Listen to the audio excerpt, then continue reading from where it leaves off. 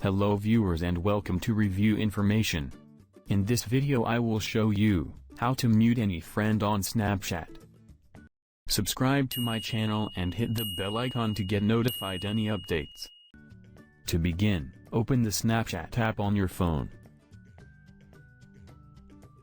Tap on the face emoji or avatar, which is present in the top left corner of your phone screen. Then tap on My Friends. Long press on the friend's name whom you want to mute. A menu will appear from the bottom. Tap on Chat Settings. Here you will find Message Notifications. Tap the slider to disable this.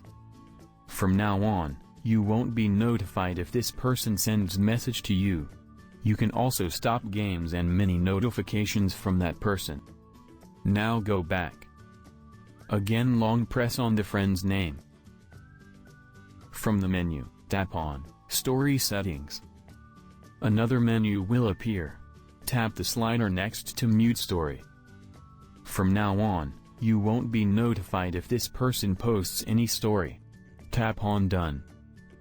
So in this way, you can mute any friend on Snapchat. Thank you for watching.